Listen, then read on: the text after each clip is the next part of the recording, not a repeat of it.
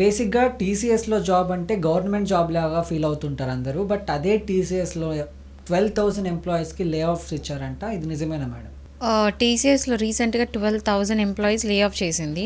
And also ఇంకా ఫ్యూచర్లో 25,000 ఎంప్లాయీస్ని తీసే అవకాశం ఉంది అని అంటున్నారు. 25,000 25,000 అది కూడా ఏంటంటే మిడ్ లెవెల్ నుంచి సీనియర్ లెవెల్ ఎవరైతే ఎంప్లాయీస్ ఉన్నారో వాళ్ళనే మొత్తం స్లాష్ డౌన్ చేద్దామని చూస్తున్నారు. So this is news we have got. అంటే ఇంకా 25,000 ఇంకా తీసేటట్టున్నారు. అండ్ బేసిక్గా వీళ్ళు రీజన్ ఇచ్చేది ఏంటంటే ఏఐ టెక్నాలజీ. సో సరే లే ఆఫ్స్ అవుతున్నాయి. ఈ మధ్య చాలా వింటున్నాము సాఫ్ట్వేర్ ఎంప్లాయీస్ని సడన్గా నైట్కి నైట్ లే ఆఫ్ చేయడము, సడన్గా వాళ్ళు మెయిల్ వచ్చి ఆర్ బీన్ లేడ్ ఆఫ్ ఇట్లా మెసేజెస్ వస్తున్నాయి. బట్ నేను చూసేది ఏంటంటే ఇది లీగాలిటీలో ఎంతవరకు కవర్ అవుతుంది. I mean is this the procedure ఏదైతే ఫాలో అవుతున్నారో అది ఎంతవరకు లీగల్ అనే దాని మీద నేను చూస్తూ ఉన్నాను. సో ఏంటంటే ఏదైనా సరే ఇప్పుడు ఏంటి ఈ 12,000 మెంబర్స్ ఎవరైతే ఉన్నారో వాళ్ళు ఏఐతోని రిప్లేస్ చేయబడినారు. బికాజ్ ఏఐ అనేది వచ్చింది కాబట్టి సో ఈ 12,000 మందితో అవసరం లేదు అని దట్ ఈస్ వాట్ అదే కదా మనం అర్థమైంది. ఇక్కడ చూస్తే ఏంటంటే ఇప్పుడు ఎంత ఏ టెక్నాలజీ పెరిగినా కూడా ఏఐ కూడా ఒక ఆంక్షలు అనేది ఉండాలి. ఏఐ రోజు రోజు డెవలప్ అవుతుంది. ప్రతి ఒక్కరు అంటే ఈ లెవెల్ నుంచి ఈ లెవెల్ వరకు everybody is using AI. Okay, student కానీ ఎంప్లాయీ కానీ బిజినెస్ మెన్ కానీ ప్రతి ఒక్కరు హౌస్ వైఫ్తో సహా ఏఐ యూజ్ చేస్తున్నారు ఏదో విధంగా. సో ఈ ఏఐ అనేది ఇంత గ్రోత్ అవుతుంది కాబట్టి నేనేమంటున్నానంటే దీనికి పర్టికులర్గా కొన్ని ఆంక్షలు అనేది తీసుకురావాలి. There has to be guide lines, rules, regulations and restrictions. ఇది కనుక ఏఐ కనుక రెస్ట్రిక్ట్ చేయకపోతే రేపు పొద్దున హ్యూమన్కి పనే ఉండదు. ఓకేనా? సో ఇక్కడ indirectly violation of human rights అవుతుంది.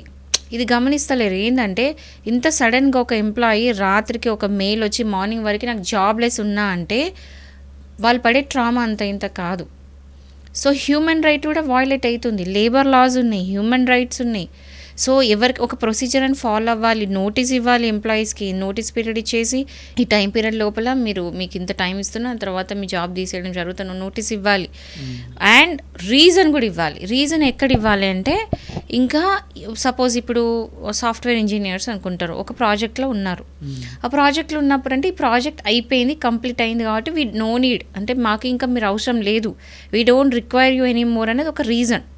బికాస్ ప్రాజెక్ట్ అయిపోయింది. అట్లా స్పెసిఫికల్గా ఏదైనా సరే ఒక రీజన్ అనేది ఉండాలి ఒక జాబ్ తీసేటప్పుడు. సో బ్లండ్గా ఏఐ వచ్చింది తీసేయడం అనేది కాదు. ఇన్నర్గా కూడా ఇది ఏం జరుగుతుందని చూడాలి. సో ఇక్కడ లేబర్ లాస్ అనేది ఉంటుంది, అవి కూడా వయలేట్ అవుతున్నాయి. సో ఇవన్నీ ప్రతి మనిషి హ్యూమన్ రైట్స్ ఉన్నాయి, అవి వయలేట్ అవుతున్నాయి. సో ఇంకోటి ఏంటంటే ఏఐ కూడా ఒక ఎథిక్స్ అనేది ఉండాలి. ఓకేనా? ఏఐ ఎథిక్స్లో ఏంటంటే రెస్ట్రిక్షన్స్ కూడా ఉండాలి. ఈ రెస్ట్రిక్షన్స్ కనుక గవర్నమెంట్ ముందుకు వచ్చి తీసుకురాకపోతే ఇంకా ఫ్యూచర్లో చాలామంది జాబ్లెస్ అయిపోతారు. సో ఇట్స్ హై టైం ఇప్పటికైనా గవర్నమెంట్ ముందుకు వచ్చేసి ఏఐ మీద రెస్ట్రిక్షన్స్ అనేది తీసుకురావాలి, యూసేజ్ మీద తీసుకురావాలి. ఎందుకంటే ఏఐ చాలా బ్యాడ్ యూసేజ్ ఎక్కువ అవుతుంది. అంటే బీట్ పిక్చర్స్ని వీడియోస్ని క్రియేట్ చేయడము, లేనిది ఉన్నట్టు చేయడం అవన్నీ జరుగుతున్నాయి ఏఐతోని. ఒక ఫొటోస్ తీసి ఇష్టం వచ్చినట్టుగా మనం ఏదైనా చేయొచ్చు, ఒక ఫోటోతో ఒక వీడియో క్రియేట్ చేయొచ్చు. దానివల్ల చాలా డిస్ప్యూట్స్ అవుతున్నాయి. సో రేపు పొద్దున ఏదైనా ఎవిడెన్స్ కూడా మన వీడియోలో వేస్తే ఏంటంటే ఫస్ట్ జడ్జి ఫ్యూచర్లో కోర్టులో ఏం చెక్ చేస్తారు, ఇది ఏఐ క్రియేటెడ్ అంటే ఏం చేస్తాం. సో మళ్ళీ దానికి ఒక టెస్ట్కి వెళ్ళాలి, ఇవన్నీ చేయాలి. సో ఏఐ వస్తుంది, డెవలప్ అవుతుంది, కానీ it's effecting in a very bad way. So దీని మీద ఖచ్చితంగా గవర్నమెంట్ ముందుకు వచ్చి రెస్ట్రిక్షన్స్ అనేది తీసుకోవాలి. ఈవెన్ జ్యుడిషియరీ కూడా లాస్ కూడా ఫామ్ అవ్వాలి. ఏఐ మీద పర్టికులర్ ఒక యాక్ట్ తీసుకొచ్చేసి ఇప్పుడు ఐటీ టెక్నాలజీ 2000 ఆల్రెడీ ఉంది, దాంట్లో ఇది కవర్ అవుతుంది. బట్ ఏఐ కోసం సపరేట్గా ఒకటి గైడ్ లైన్స్, రెస్ట్రిక్షన్స్ తీసుకొచ్చి ఒక అమెండ్మెంట్ అనేది జరిగితే తప్ప ఇవన్నీ ఆగవు. సో ఎవరైనా సరే ఇట్లా ఎంప్లాయీస్ ఉంటే మాత్రం ఒకవేళ ఎవరైనా ఇట్లాంటి సఫర్ అయితే జస్ట్ చూడండి correct procedure, legal procedure follow అయిందా లేదా అని చూడండి. టీసీఎస్ అయితే ఏంది, ఎవరైతే ఎంత పెద్ద కంపెనీ ఎంత చిన్న కంపెనీ కదా, లీగల్ ప్రొసీజర్ అనేది కరెక్ట్గా వీళ్ళు ఫాలో అయినరా లేదా. కాంట్రాక్చువల్ బేసిస్లో జాయిన్ అయితే కనుక కాంట్రాక్ట్ లా ప్రకారం ఇది ప్రొసీజర్ కరెక్ట్ ఫాలో అయినరా లేదా ఇది చూసుకోండి.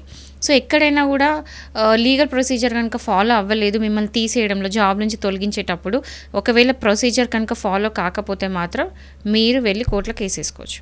సో ఇది ప్రొసీజర్ ఫాలో అయినరా లేదా అంటే మాత్రం అడ్వకేట్ కలిసి ఒక సజెషన్ మాత్రం తీసుకోండి. ఒకవేళ ఇలాంటిది ఎవరైనా సఫర్ అయితే, అంటే ఏం చెప్పకుండా నోటీస్ ఇవ్వకుండా ఏం వేయకుండా టక్కున జాబ్ తీసేయడం కరెక్ట్ కాదు. నేను టీసీఎస్ గురించి మాట్లాడతాను. ఎవరైనా సరే ఎంప్లాయీస్ కనుక ఒక ప్రొసీజర్ ఫాలో అవ్వకుండా కనుక టక్కున కనుక నోటీస్ ఇవ్వకుండా జాబ్లను తీసేస్తే మాత్రం మీకు ఖచ్చితంగా మీ రైట్స్ మీకు ఉన్నాయి. మీరు ఒక అడ్వకేట్ని కలిసి సజెషన్ తీసుకోవచ్చు.